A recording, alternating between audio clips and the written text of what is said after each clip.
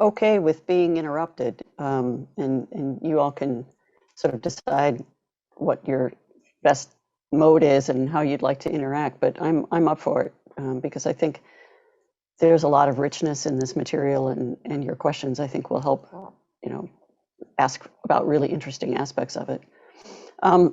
Basically, Allsteel, if you don't know, is a furniture manufacturer. So we come at this from sort of a space first sort of perspective as an organization, but my team is sort of the consulting practice within this organization. So we're on call to talk to prospective and existing customers and clients about where we see things going, the sorts of things that everybody's talking about these days with what's going on with hybrid work and what about attraction and retention and all this sort of thing. But this presentation is about a body of work that we've sort of been building over the last several years. We sponsored some research back in, 6 years ago or so with an organization.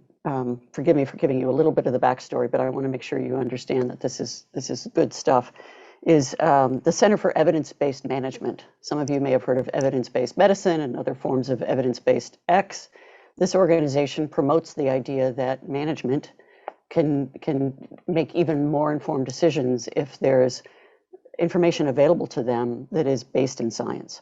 So that's where they come from. And so they did a whole kind of culling and research into all of the studies that had already been done with good scientific process, and discovered things around knowledge work and productivity, because that's what they were after. And that's why we got involved. We thought, good, they're going at it from a scientific perspective. That's great.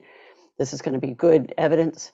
And they have a proprietary process to really even look at the nature of the research that was done and cull anything that really didn't have as efficacious a process as they think is appropriate. So this what I'm going to share with you is in part based on that research initially, and this is where social cohesion comes in. But we'll kind of go from there and build on what we think it gives us the opportunity to do inside organizations. And I'll probably connect some dots around the notion of what we're going to talk about in terms of social cohesion and how it plays out in the physical design of the workplace, since that's what we think about a lot. So that's a way to use this information. So sorry for the big buildup, but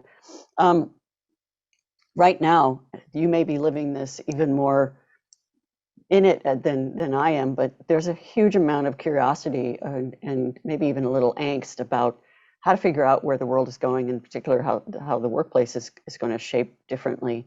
And as organizations think about the return to the office, what's that look like? How do they incorporate hybrid work? How do they address some of the diversity, inclusion, equity, and belonging issues that have come up and have been discussed for over the course of the pandemic?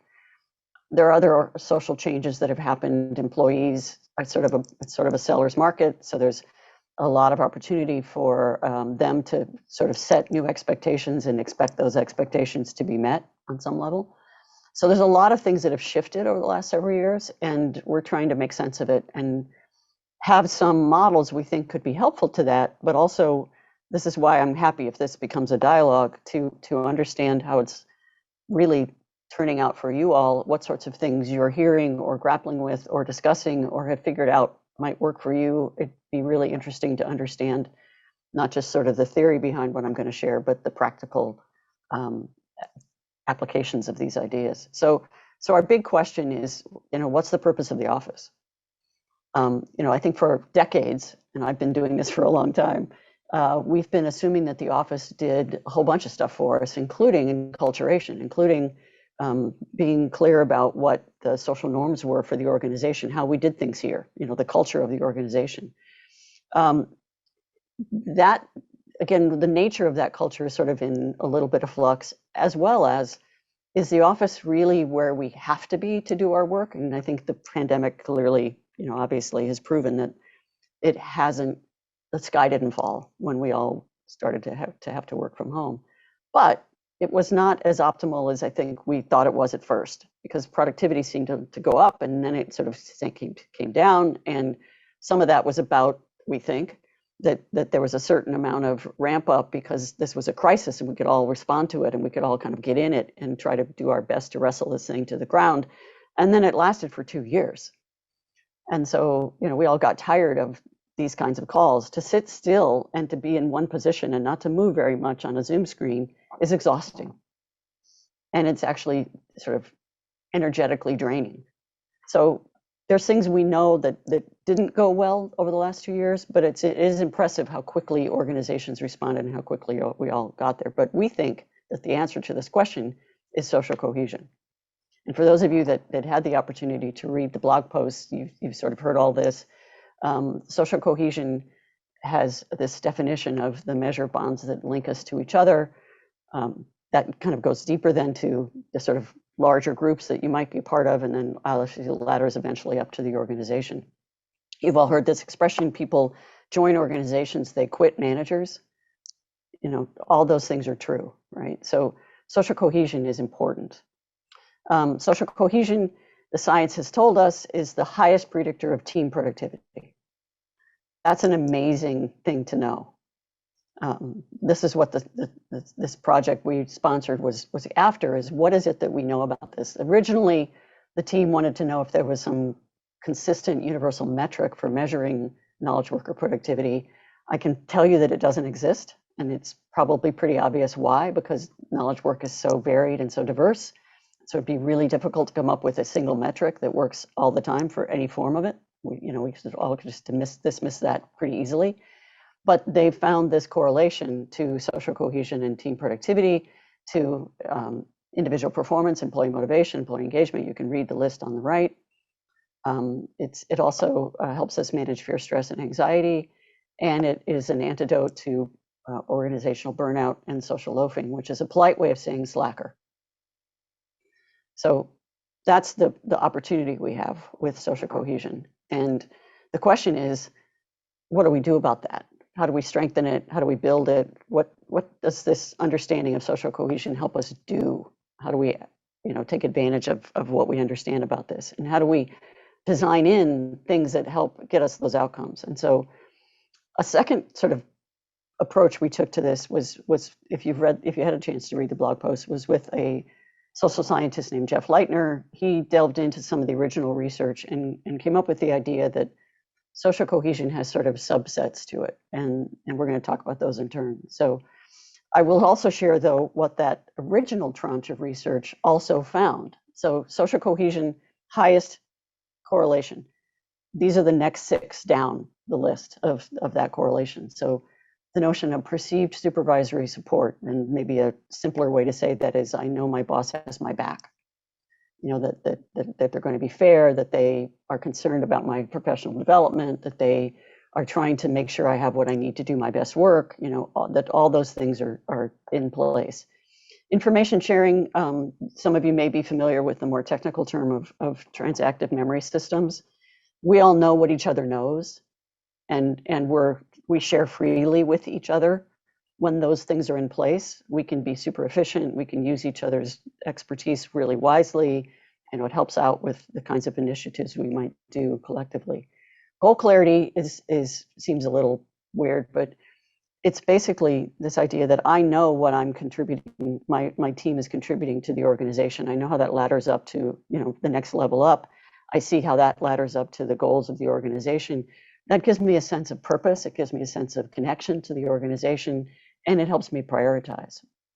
And then external networking is the idea that I'm keeping my mental models open. I'm taking in information from other sources outside my normal kind of day-to-day connections.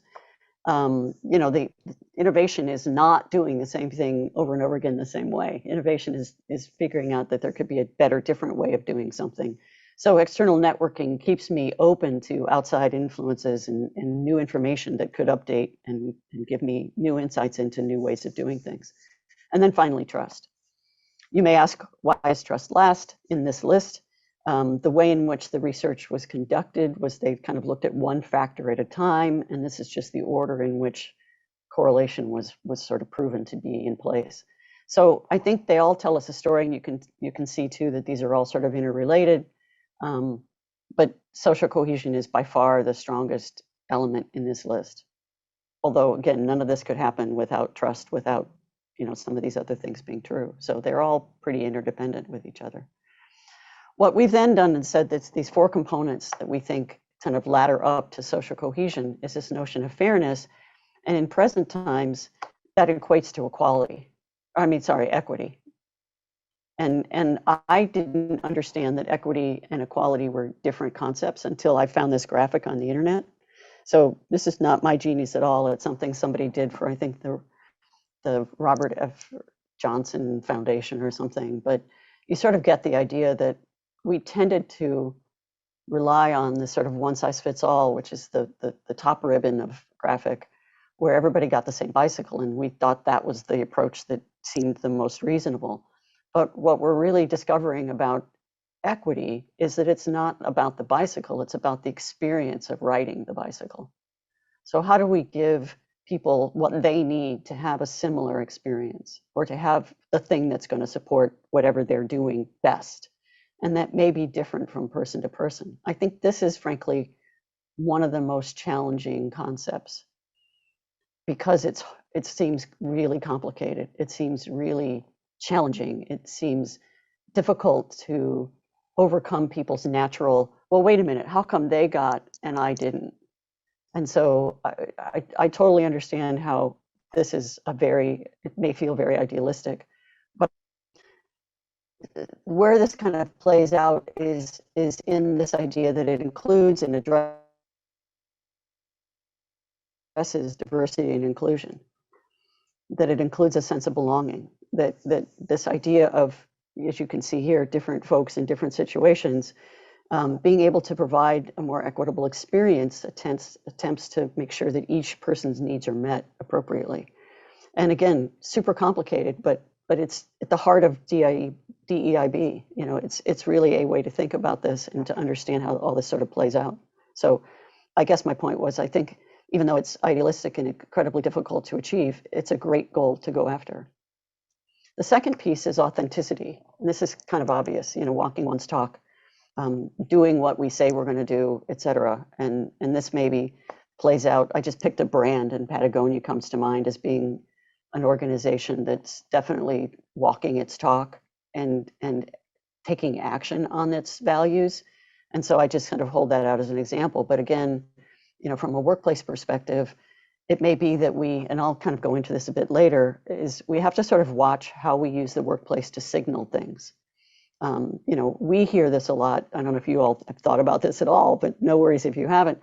When a client says something about, you know, some of our goals are greater transparency, you know, I think the design industry's brain goes to glass walls, when that is potentially not actually how the organization conducts itself. So, you know, the signals, we have to kind of differentiate between what we're trying to signal and whether or not that's an authentic representation of how we actually behave. Because you know as well as I do, employees can sniff that kind of thing out in an instant, and then you're undermining the very thing you're trying to address. The third idea is interdependence, you know, that it takes a village, that it really does require the organization to be in each other's pockets and to understand how to use each other's resources and to think of itself as a whole ecosystem, and encourage those interdependent behaviors so that we're interested in each other's mutual success. And where this can play out in the workplace is, we know from other tranches of science we've pulled together, that letting teams feel a sense of ownership, and we'll talk about this in a minute too, feel a sense of ownership and territory over their neighborhood is something that contributes to performance. So there's a lot of ties here between the ideas and the way in which we can actually try to build that into some of the choices we make, especially about, in my case, the physical environment. And for this, I use the Apollo 13, you know, movie, and this famous point where Tom Hanks says, "Houston, we have a problem," because they realized that there was something wrong with the capsule, that if they didn't address it, they would die on reentry.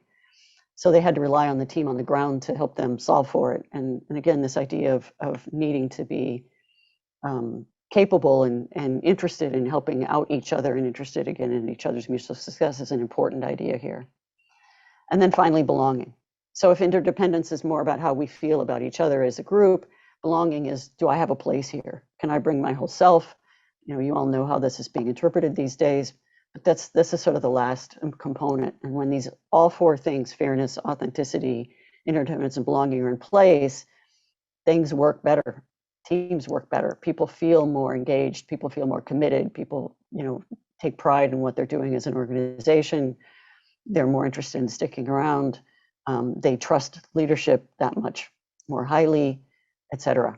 So this is sort of our premise here is then looking at these four things and trying to understand what we could do about them. For this one, the belonging thing, I'm old, and so I was around when this happened, but this was the Beatles playing on the Ed Sullivan Show in 1964. And you notice that Ringo is up on two platforms. The idea there was that the other three Beatles wanted to be very clear as the world saw them perform that Ringo was an equal member of the band and not hidden behind, the other three that were sometimes more widely known. So it was a very deliberate point they were making about dressing similarly and making sure that there was sort of an equal billing around what was going on.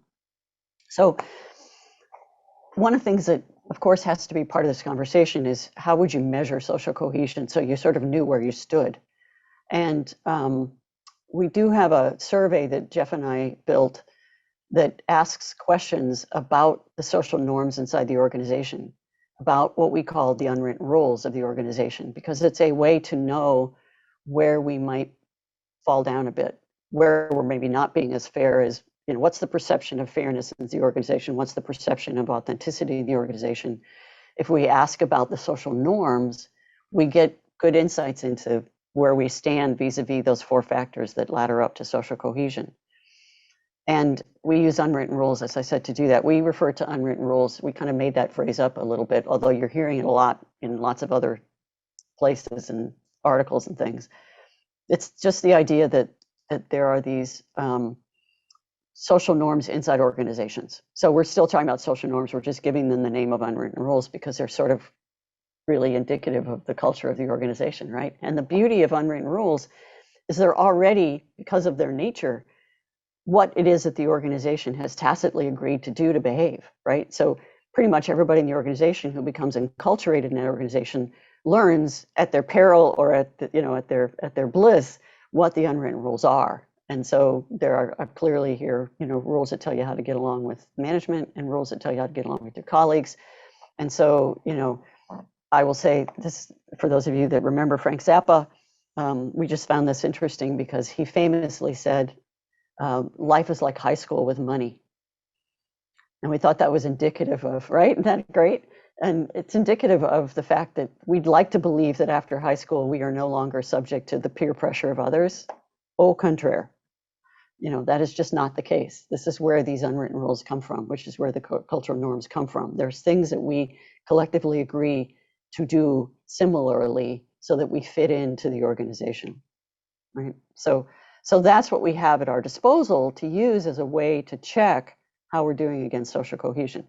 And so these are some examples of unwritten rules that we solicited from audiences as we were going around the country speaking about this before the pandemic.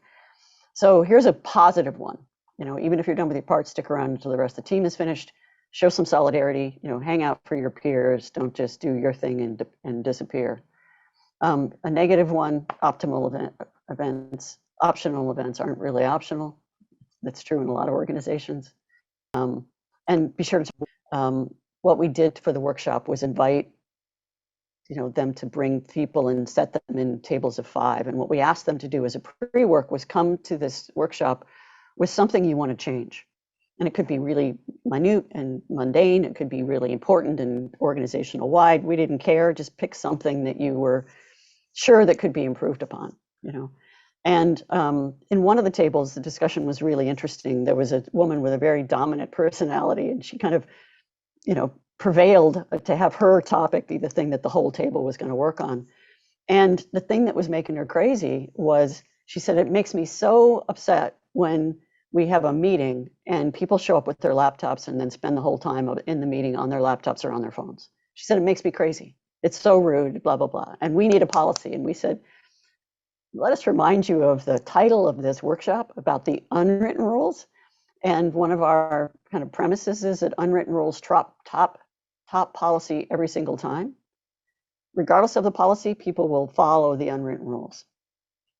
And so let's understand first why you think that behavior is acceptable. Like, what's the unwritten rule or the circumstances that make that, what you consider rude behavior, and I don't disagree, why is that acceptable?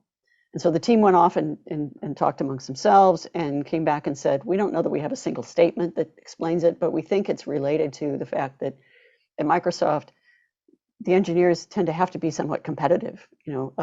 Once you're in a team, the team works pretty cohesively, but between teams, there's a lot of competition. And if I want the next really cool project, I have to be sort of self-promoting. And I might compete for a spot on that team. So we think that this behavior is somebody's way of sort of a little bit of a status symbol of, look how busy I am, look how much I'm contributing to larger things, and I'm so busy that I have to multitask in this meeting. I'm on it. So we said, that seems plausible, that seems reasonable. Now, second exercise, go away and tell us, if you could just sort of snap your fingers, what would you replace that with? And they came back after thinking about it, and I admit Jeff nudged them a little bit because he gets this really clearly. And they came back and said, well, we're Microsoft, we have Outlook.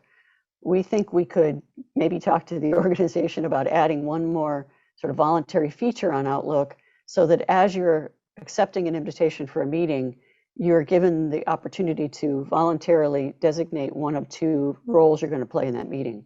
Are you coming as an observer, or are you coming as a participant? And if you think about that, I think it's really brilliant, because if you're an observer and you've told us that's what you're doing, then you aren't offending us when you do things like spend the whole time on your laptop, because you didn't promise to contribute. But if you're there to participate, oh my God, thank goodness you're here.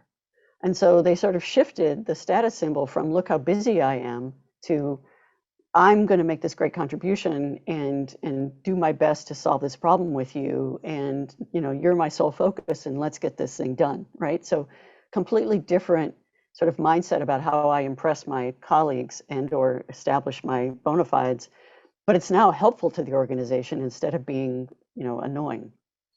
So that's what we sort of think about in terms of these unwritten rules. And again, they tell us a lot about how the organization perceives its ability to be fair or authentic, or promote interdependence or promote belonging. So Jan, it's Leslie. Yeah, please. I had a question on follow-up. Do you know how that worked once they implemented that? We haven't. I think to some extent it was interesting for them to think through it. And another table had sort of a similar related concept, and they were going to try to look at that competition factor between teams. And the way they were thinking about it is that it's probably caused by the way we currently tell our origin story. Can you at least hear me? Okay.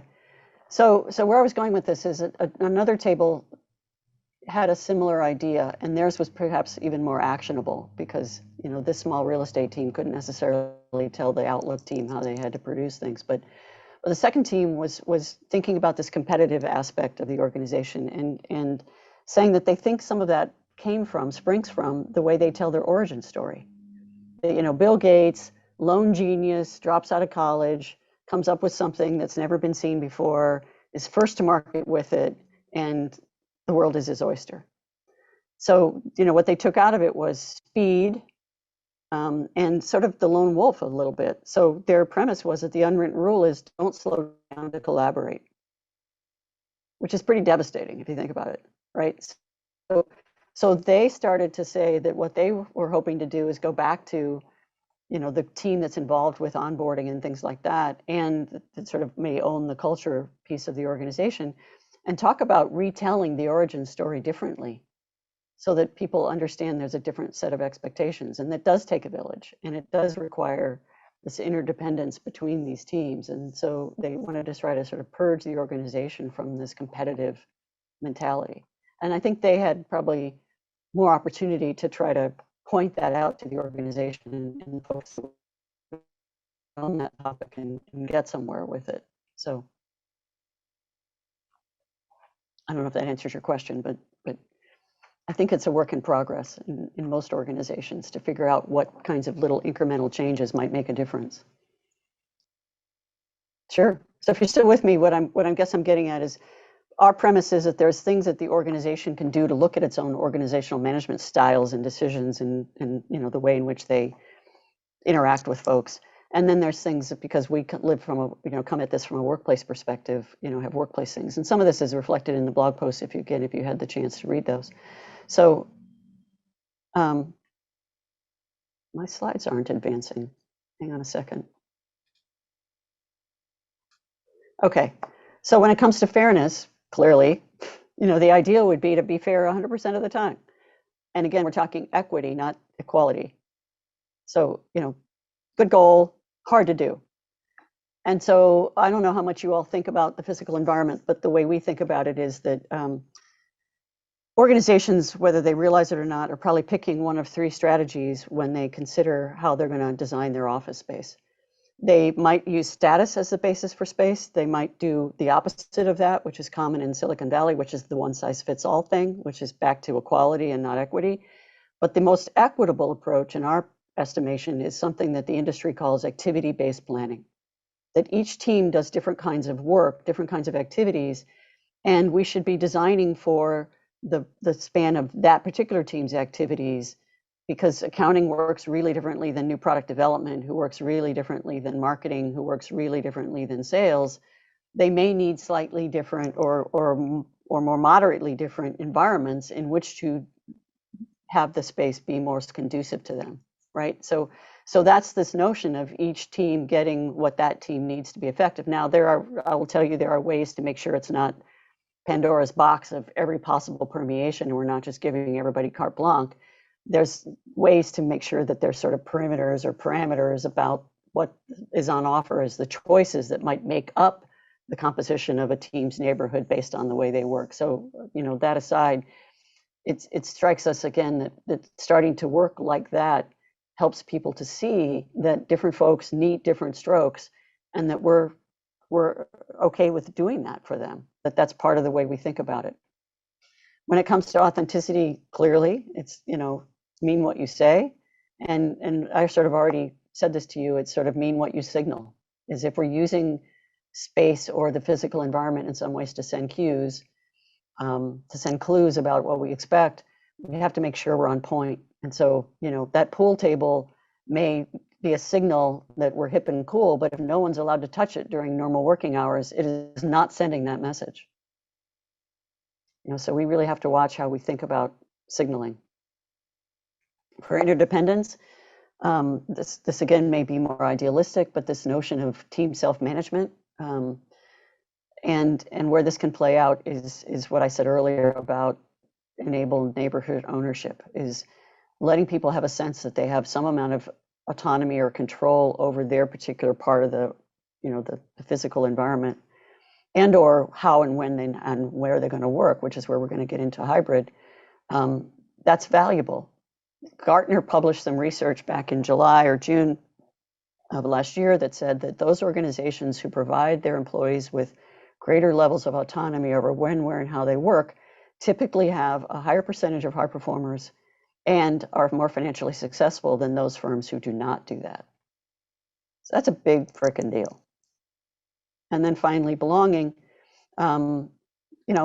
We've been talking about burnout for a long time. The research tells us that the two biggest contributors to burnout are workload overload and not as much control, not very much control over how and when and where all this has to happen. The more we take that away from employees, the more likely we are to engender burnout. So this notion of again, stop celebrating overworking, and then this idea too of autonomy and agency being boosted. And again, I appreciate for a lot of organizations, that's a very frightening concept. But I think if we think about it again, realize that actually has a ton of payoff and gets us a more committed, more viable, more innovative organization if they can think for themselves and make choices. One of the things that we encourage here too is kind of the combination of interdependence and belonging is encouraging teams, especially right now with all the discussion around hybrid work, to have conversations amongst themselves about how they think they will work best. when should they come to the office, and for what reason should they come to the office, and how do they signal to each other their availability, and what are the types of collaborative activities that, because of their complexity and their importance to the organization, probably would be a great reason to come to the office. How do we use the office to, again, continue to enculturate and to build social connection? But how do we also, and this is the part that I think we still have a lot to learn collectively, how do we build bonds or cement bonds or rebuild bonds with people who are not going to come to the office all that often? I think we don't understand how to do that yet. Sometimes the younger generation who's digitally native, my granddaughter, my goddaughters, my godsons all have relationships with people they've never met, but they consider those really strong friendships and strong connections. And so, I don't know if they define connection the way we define connection, and I'm a baby boomer, but it's just intriguing to me to see how our perceptions of how that works are going to shift. So having said that, this is sort of where I probably want to sort of finish up is this is why we think that social cohesion is the thing that we've got to work towards. It's sort of the holy grail. If we get this right, so many other things fall into place. And so I'll stop there and open up for other discussion. If you don't mind, I'm going to leave my video off, but I might not share my slides, and maybe we'll see if we can not lose signal. And just in case you want it, there's contact information. So this will be in the deck. All this will be available to you, and we'd be happy to supply more information or have other conversations later. But let me stop sharing and put myself back on video. Jan, there was a couple questions in the chat just about going back to what you were talking about, measuring social cohesion. If you could just kind of review that again, and how do you actually measure that? Yeah, so what Jeff and I are proposing is a way to measure it, is to measure those four things that ladder up to it. So if we can use the unwritten rules of an organization to sort of see how we work. So the way the survey is designed, for example, there's, I think, 12 to 20 questions about whether or not an unwritten rule that we've sort of pulled out and said was related to fairness is true in your organization. So you'll have like 12 statements around fairness. You may not realize that they're about fairness, but they are. And you tell us whether that or something sort of like it is probably true inside your organization, true or false. And some of the unwritten rules are positive ones and some are negative ones. So at the end of the day, we sort of give you a score in fairness as to how you're doing relative to other people who have answered this survey. So it's not terribly scientific, honestly, but. I could ask a question to the group while Jan gets back on. You know how she had mentioned how to build bonds with people that aren't in the office with you. Does anyone have ideas on that? Like, I know I have a hard time with that, and we're a small staff, but not seeing each other really does put space between us, and I didn't know how to fix that. Allison, this is Trish Stiggy. I want to ask a follow-on question to your question. What is it that you think is missing? And the reason I'm asking this is we assume that being skin to skin brings a certain amount of bonding, but maybe we need to start, challenging our own assumptions there. And I'm an advocate for face-to-face as much as possible, so I don't want to, but I'm kind of building on what are we assuming as a society, if you will, that we need to be the skin, if you will, in order to bond. So that's why I'm wondering, like, what is it that you feel is missing that you think needs to be face-to-face versus, is that question, am I making sense? Yes, I totally understand what you're saying. I mean, at least for us, like, some of the not being face-to-face is because the technicians are out in the field and then the office staff is in the office. So there's a not being together, oh, I forgot to tell somebody this, or I forgot to tell somebody that. And we have a very extensive software program we use. So our notes are all up to date, and it's all like like we have a great way to communicate through nonverbal means, but just not seeing each other. And like we're having a staff meeting today, which we're actually excited about because none of us have really seen each other for a while. And I mean, in one way it's good because the guys are out on site working, so we're going to get paid, but you know, you lose that communication. And as much as like I want to say, oh, well, you know, we have all these ways to communicate, they still have to do it. And they don't, you know, not everybody likes to send messages every day or send an update at the end of the day. Like they were in the field all day. They don't feel like texting at the end or messaging at the end of the day with an update. So I just have a hard time. So the speed at which, like if you're together, the ability to hop over to somebody's desk or whatever real quickly and say something. So it's the frequency of communication that you're missing. Yes. And it sounds like follow through. I don't answer to your question. I'm kind of thinking about this for myself to some degree. Right. That's just the challenge that we have right now in workplaces in general is why does everybody feel like they have to be physically together? We're just used to that, but one of the things, at least for me, I find I communicate in person much better. I find that when I'm communicating over a message, I can come off very mean, I'm not trying to be mean. I'm just direct because I don't want somebody to have to read between the lines because I do not do that well. Well, they might do that well and would prefer a little bit of extra sugar coating in my words. But if you're talking to me in person, you wouldn't know that I could come across that way. yeah. So Mhm. it's just all different levels of communication. Because I know I have a lot of work to do in that department, but a lot to ask of our staff, I think. So I'm not sure how to go about that. I went to my phone because the internet connection in this hotel room is not great. So I had to move, but I wanted to turn off the laptop so you didn't get that horrible echo. Sorry about that. So what I was getting at, I think, was we know from environmental psychology that being able to see the whole person is super important because we don't just pick up, you know, we all went through this with masks, right? You once you cover the bottom half of the face, you don't even recognize people as easily. So we absolutely need those visual cues, and there's so much information we get from that. And so I get it. And the other thing I'd say is too is we know that there's a lot of research being available now about how important movement is. I mean, we've all heard this for a long time, but that there's some really interesting stuff that comes out that is about people moving. And so when we sit on these Zoom calls and have to sort of sit still and not move, you know, like the pundits on the political talk shows, that's painful. And we're using the same parts of our brains cognitively to sit still and to be sort of, you know, still as we used to think about the thing we're being asked to think about. So we're actually diminishing our ability to think clearly when we sit still.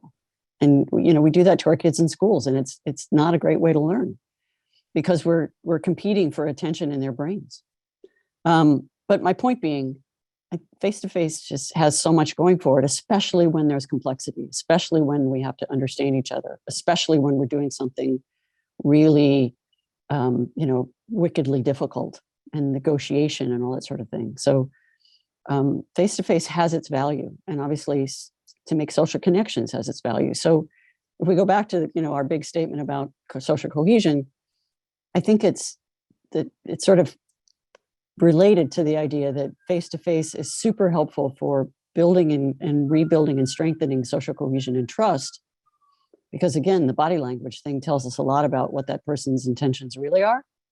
And it tells us, it also helps us when we're working through something with a group of people and trying to, you know, understand where each other's perspectives are and all that. That is so much easier in person. So to me, those are the main two things that the workplace of the future should absolutely support. And then we sort of have to navigate how do we make sure that the people who aren't there feel like they're having a reasonably good experience and are still connected to us. Hey, Jan, can I ask a follow-up question on that? Mhm. Have you done any research as it relates to introverted and extroverted people and social cohesion in the office? Not really. I mean, I think that's an interesting point, but I think the things that sort of motivate us as people, I think are similar, even though we might experience those connections differently, if that makes sense. So it doesn't diminish the need for that connectivity. It just may take a different form. So Maybe really, that's that speaks to equity, right? How do you design Yes. a space that's equitable for all Mhm. different types of personalities as well as different types of teams? Yeah, and it's coming up with things like neurodiversity, right? For those people who are on the spectrum someplace and need, more sort of soothing environments with less visual stimulation, are those kinds of places available? And for those that are sort of at the other end of the spectrum and that love visual stimulation and noise and chaos and energy and all that sort of thing, or is that also enabled for them to make a choice about? So how do people find the thing that works best for them? Mhm. And we do tend to design workplaces for the extroverts. Susan Cain said that a while back. She's not wrong, but I think we're getting smarter about that and trying to, again, that's why I go back to activity-based planning. If we give people a bigger menu of choices, then they can make choices to find the thing that's most conducive. Lori made a good point in the chat about the lack of, the impromptu conversations at the water cooler when you're not in the office. And I have a similar, from my own experience now working from home, it's like almost out of sight, out of mind. You don't see that person across the office. You don't, bump into them in the kitchen. And it's easy to almost forget that they exist, which is not good for a team environment, right? Because when you don't see people, also what I found is you kind of start to imagine what they're thinking versus actually talking to them about what they're thinking. You kind of fill in the blanks, where we all do that as humans, like fill in the blanks. And sometimes you fill it in with your own ideas of what should go in the blanks, not what the person would actually tell you goes in the blanks. So Also nonverbal communication that happens when you're in and around people, right? Mhm. Yeah. And Zoe, you're from a much younger generation than a lot of us. So to hear you say that you see that there's a disconnect there is pretty, like for me, I just chalk up a lot of it to my age. Like, I'm just not used to it. And, it's just not what we do. It's not what I've done my whole life. And, yeah, but I feel that even if it's not in person, but having like a check-in time with a colleague, even if you're not necessarily working on a particular project together, just to catch up on what the other person's doing, even if it's not something you need to actually collaborate on, but so what's going on. And asking about personal things too, like what's going on in their life. Don't pretend that they don't have kids if they have kids, that kind of thing. I think that's been helpful. We went for quite a while actually without having a staff meeting at all. And that was like very jarring to just not know what anyone else was doing in the company. And now we've started back again with, one meeting a month. But I think it was like an overreaction to what Jan was talking about, where people get tired of being on Zoom. We were all so busy on Zoom with, our members and with other things going on that we just didn't want to, add the burden of that extra meeting. But I think what we found was like the extra meeting was probably the most important meeting we were having, because it actually just made it feel like we weren't alone in what we were working on. Well, that, and I think we've used Zoom. My organization, for example, wasn't a big video conferencer in this to the same level we are now. Like every conversation we have tends to happen on Teams. And I think to some extent we've gone overboard, because then it has to be structured. It has to be, we have to make ourselves available on camera. Like, just pick up the phone. There's people in the organization we know quite well. I've been here for 17 years. Pick up the phone. It doesn't all have to be quite so formal, because again, that movement thing. So let me tell you a really quick story out of a writer who talks about this thing around cognition. And she was talking about the importance of movement, and she cited a study that was done at the Mayo Clinic. The head of radiology had a treadmill in his office, and he had a monitor installed over it wasn't a treadmill desk. It was just the treadmill in front of a monitor. And because he has to look at thousands of films every day, he just figured that he should get in some exercise while he was doing it. And he began to suspect that he was more accurate when he was moving and looking at the films rather than sitting still for long periods of time. So he had his whole staff sort of do a similar kind of controlled test, and if you will, and they discovered that when they were moving, their accuracy rate was 99%. When they were sitting still for hours at a time, it was 85%. That is not a rounding error. That's a major difference in how well they could behave, because they were actually stimulating cognition instead of draining cognition. So we think we're resting, and we're actually rebuilding our resources when we sit still. And exactly, that's not the case. If you're going to go do something really complicated, go for a walk for 10 minutes first. So Jan, if I could ask, is that like even just, that's not just a standing desk, like we have standing desks here, but I mean, but Well, yeah, walking away from the desk is more what you're saying. Well, in his case, he was actually literally working on a treadmill, but there is something to be said. The same author talks about height adjustable tables, and her premise is that going up and down throughout the day is super good. And the fact that when we're standing, we're sort of shifting our weight typically as we stand for 20, 30 minutes, that even that shifting of weight is helping to improve circulation and again improve cognition. So movement in general, good. Standing, good. Sitting still for hours at a time, which is why Zoom is so blankety exhausting, is because we're sitting still.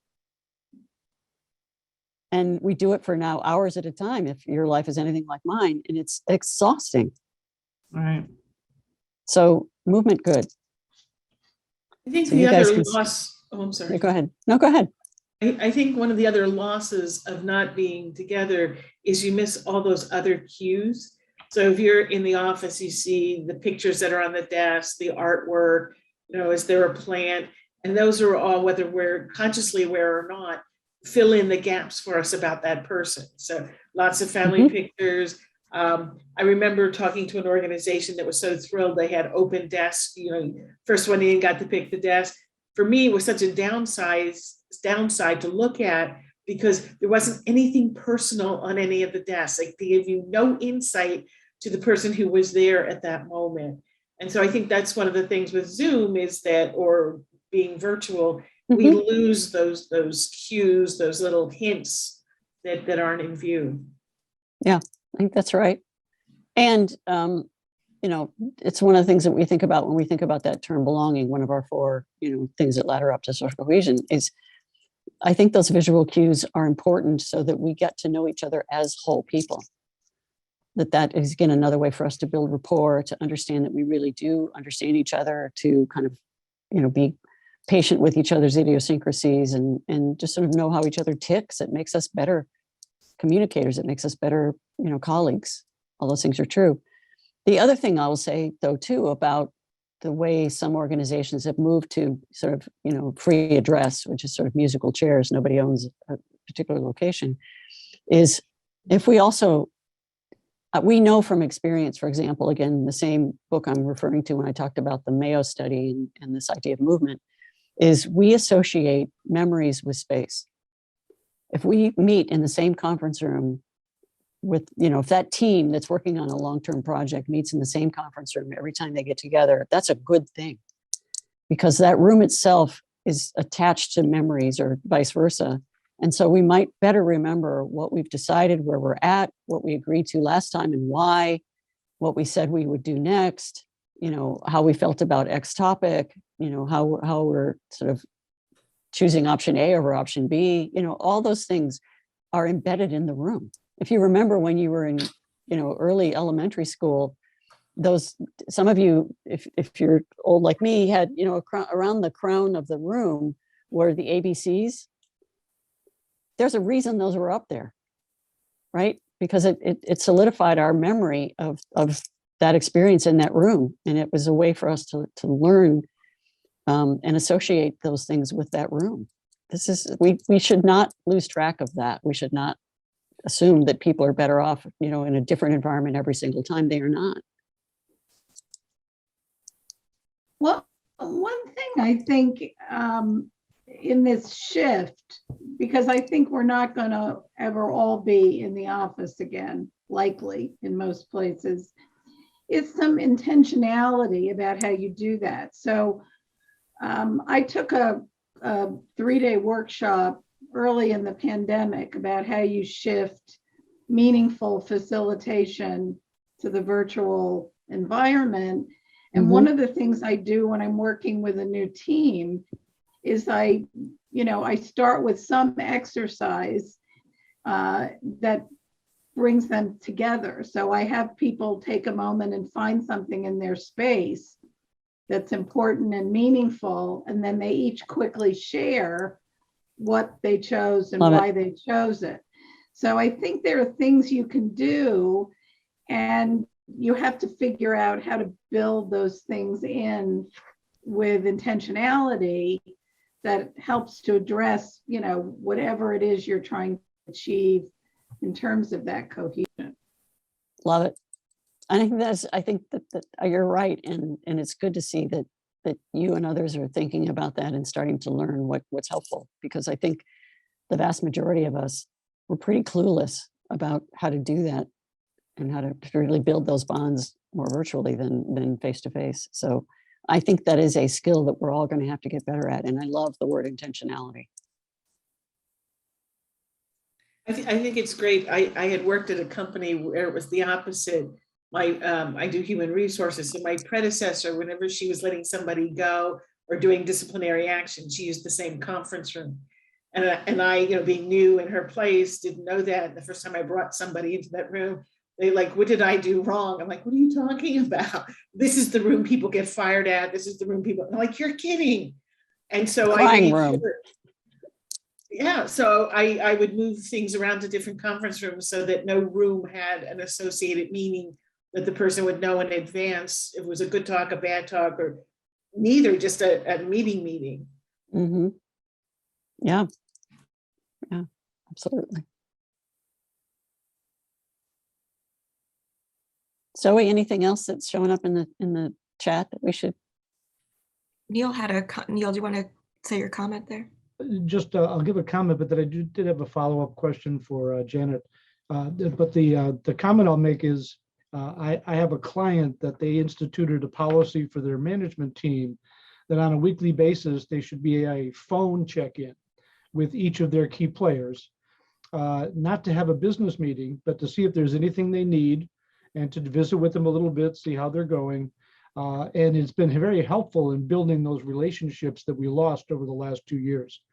And they've really felt that it's causing the organization to feel better about itself and working together. The question I have for you, Janet, is based on all that you've learned so far as these corporations are getting back into the world as we know it, do you have a vision for what the ideal working environment overall would look like? How many days a week would they get together? How would you have planning meetings? How fluid would you be? I mean, do you have a sense for what the future might look like ideally? I guess my answer is, it may sound like a little bit of a hedge. I think it depends on the nature of a given team's mandate or, role and responsibilities to the organization. I would imagine that folks that are doing highly complex sort of new invention of tasks or products or, solving wicked problems within the organization, et cetera, probably could use more face time than other teams that don't have that as a part of their thing. Like I pick on the poor accountants as so they don't do anything important. They do, but their process is pretty linear compared to, say, a new product development team. So I think that the challenge is to manage all these variables that when we used to, again, I go back, forgive me, I'm kind of rambling a bit, but we used to treat the office like that one size fits all thing. Again, and I spent some time in Silicon Valley. A lot of Silicon Valley is one size fits all. Everybody gets the exact same thing. What we're pushing towards is more variety so that teams get different stuff depending on the nature of the team. And so I think even the strategies around when they show up and why they're showing up are going to differ from team to team. You know, accounting may not need to get together much at all, except for the, you know, prep for the monthly close, you know, or whatever other thing they do on a regular basis. But again, I think about the teams that are doing super, you know, innovative ideation types of activities and thinking, I'm sure there are ways to do a lot of that virtually as well, but I think it's looking at what the team does and which things are going to be more effective face to face. And I would say that the behavioral piece of it is encouraging the teams to think about that for themselves, work it out for themselves, imagine the things that they think would make them most successful, what behaviors, when should they show up to the office, why should they show up to the office, making that a bit more, having it be discussed and having them kind of imagine what they think their future should look like, and then assuming that there's going to be some, that we're experimenting, right? Because even with all the best intentions, how those teams think they're going to work may not be what they figure out is actually best successful for them. So I think it's going to be in flux for a long time. Yeah, on the practical side, I think the issue for senior management right now is the space that they have to maintain. So they have these long-term real estate contracts. They're always coming up for renewal. How do you make a decision of how much space is the right amount to keep looking on the road 5 years? Because that's I agree. Yeah, I think that is one of the major challenges right now for organizations, to figure out how to size their space and to not just how much they need, but how are they going to fit it out? Like, what's the right ratio between seats for individual work, like workstations and offices, and collaboration spaces? You know, which kinds of collaboration do they need to do? So we're big believers in doing a needs analysis process to try to at least make more informed guesses. But I think we also advocate for building those spaces out so that there's sort of inherent flexibility built into them, so we can convert a space that might be for a workstation into a small meeting space if we find out we don't have enough of one kind and have too much of another. How do we morph from one use to another use case because we've discovered what the mix seems to be? There's also a lot of what's called property technologies right now that help organizations using sensors to understand how people are moving through the office and which spaces are occupied and when and for how long. And so even though that sounds like Big Brother, it's anonymized, and it's useful to be able to help the organization see the patterns as they emerge. Like, what spaces are oversubscribed, what spaces are undersubscribed? Why do we think that is? How does that help us to decide how to morph that interior space to be the sort of more optimal mix of space types? So that's a lot of what we're talking to clients about too, is how do you hedge your bets by building it out so that it's just easier to flip from one use to another use if we discover we need to do that. And Jan, it sounds like from what you're saying, you shouldn't let the space necessarily, just because it's sitting there idle, doesn't mean that you need to make a team, like top down mandate that, well, you know, your space that this team used to use is empty and I don't like the empty space, therefore you all have to come to the office. It's like kind of putting it in the wrong order. It's like maybe that space needs to be idle, and maybe eventually it'll become something else, or you'll realize that that team thought they could do it all remotely, but they want to be in the office. But not just saying, oh, because we have this empty space, we need to fill it, and making a poor business decision just based on not liking the feeling of looking at an empty space. And like, I'll give one example of, I've only worked at small companies, but one of the small companies I worked at before, we had just this little table where everyone would have lunch together every single day.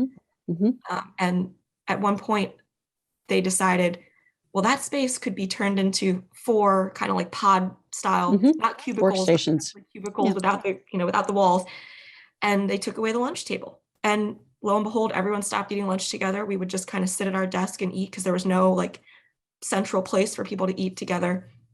And that was like one of the things that we always looked forward to every day. And it was just gone. There was nowhere to do it anymore. And okay, they fit 4 more desks in the office, but they lost a huge part of what made us feel good to come to work every day and to actually like our coworkers. Exactly. And the space was being used. I mean, it proved that it had value. I think that happens a lot, that people tend to cling with what they're familiar with, what they think works, whether they understand why it's working or not. Because we get into these mindsets and, you know, it's like an unconscious bias, because we see what we expect to see. And so we may not be familiar with what is there. And so trying to alter it, change it is scary. And so, and it also means potentially sharing control, sharing power. And we as a society are trained that, you know, that's the whole reason you move up the ladder, so that you can have more power, you can have more control, you can have more authority. And now we're going to say, okay, now you can't have it anymore. You need to share it with the people who are actually doing the work. Does that diminish the leader and all the psychology that gets caught up in that? So yeah, no, and I think those are two, you know, real tensions. Is the leaders want to look like they're confident and taking in the organization in a direction that will be successful, and so they have to feel like they're projecting confidence and knowledge, right? That they know the path forward. And yet, again, we think that the more collaborative the organization can be, the more sharing it is of its own thought processes, the more people also trust that that is the right direction, because they understand what the leader has in mind. For example, we just went through this whole discussion. I'll tell a little story. Zoe, how are we doing for time before I will launch into my story? We're fine. Yeah. Okay. So we as an organization have gone through a little bit of a reorg around the first of the year, you know, through this month. And as we're doing that, we're all sort of getting to know other departments that we wouldn't have had other interaction with otherwise. So I was on a phone call with a group that does merchandising for the company, and somehow decided to pick on Tim Cook, the president of Apple, and give him a hard time a little bit verbally about how, you know, he made this declaration that everybody was going to be in the office on Tuesdays, Wednesdays, and Thursdays. And you all may have seen all the pushback he got from his employees. You know, there was a letter signed by like 10,000 or 20,000 employees saying, really? You know, it's arbitrary. You should have talked to us. Well, differently, you know, it seems really short-sighted and simplistic and kind of tone deaf to us, in essence. So I was mentioning that in the course of this call with the merchandising group. And then I get a call 2 hours later from our CEO who said, Jan, I heard that you said that Tuesday through Thursday is a bad idea. And I said, well, I didn't quite say that, but okay. And well, that's how we're thinking about it right now. So you don't really want to be out of sync with our chairman. I said, true, but let me make my case. It is arbitrary, and we are in this industry. We understand, you know, the notion that different teams work differently. We're abundantly clear on that. So why would we think that sort of this policy of insisting people come back on Tuesday through Thursday, how can you not recognize that as arbitrary? And wouldn't it be an opportunity, because of this reorg and because of the pandemic, to actually spend time with the teams, understanding how they work, understanding what their expectations are for the ways in which they think the office would be most conducive and helpful to them? And why not encourage it through explaining our logic, that what you're after, now that you've told me what Jeff had in mind, was it makes it more interesting to come back to the office when I'm going to run into other people. You know, if I'm the only person there, I'm not probably going to show up again, because why would I go there to meet with no one or to see 2 people instead of, you know, 200? So part of his logic was to try to create buzz and density and you know, a sense of community and all those things by us physically being together. And maybe we could think about whether, you know, those meetings that we have that are those ideation sessions should happen on a Tuesday or Wednesday or Thursday and not on a Monday and Friday, you know, so that people don't have to come in when those are probably the preferential days to not have to, right? So once that was all explained, you know, we had a sort of meeting of the minds, and what eventually was shared with the company is we're not establishing a policy. We do want to tell you where our heads are at and how we think this is going to play out, but we understand that it's an experiment, and we want to encourage behaviors around, you know, do use the office on Tuesdays, Wednesdays, and Thursdays, when you have a reason to do so, and perhaps show up just to hang out with your colleagues. But, we're not mandating it. Your managers are not going to give you the stink eye if you aren't there, all 3 days solidly. We're trying to learn and teach ourselves how to do this without that requirement. I think you bring up such an interesting, I'm sorry, Terry. No, go ahead, Bonnie, that's fine.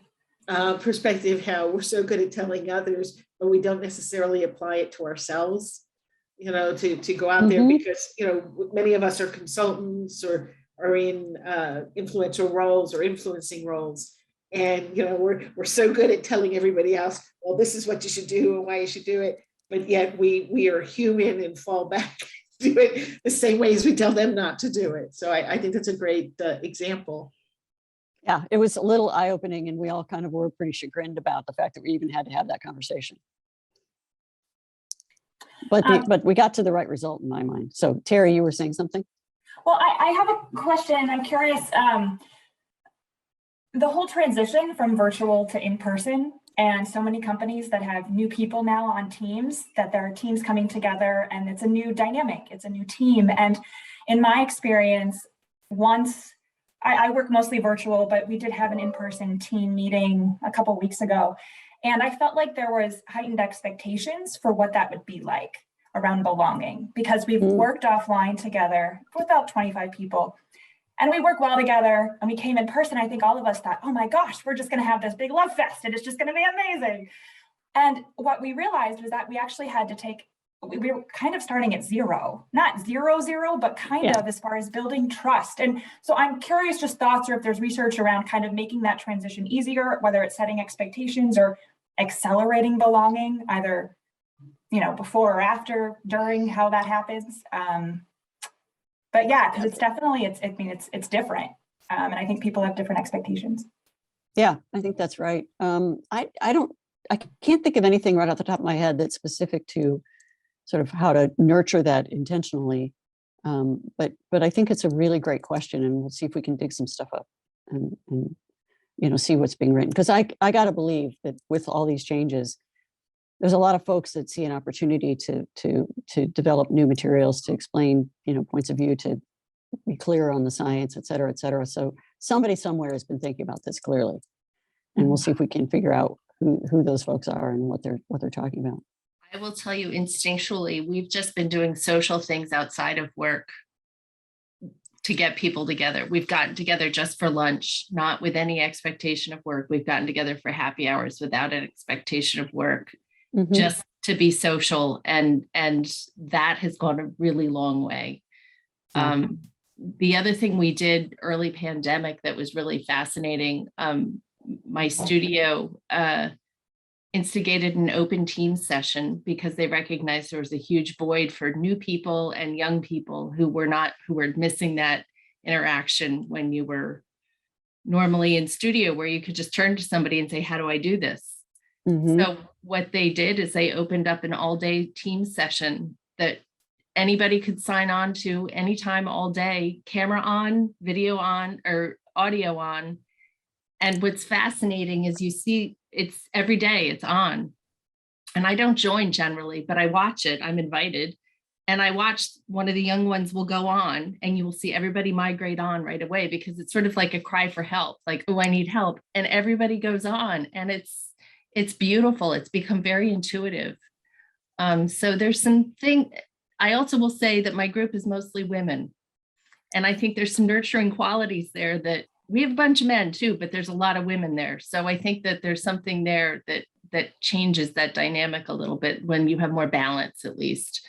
But it's been, talk about a sociology experiment. This whole thing has been crazy. Isn't it fascinating?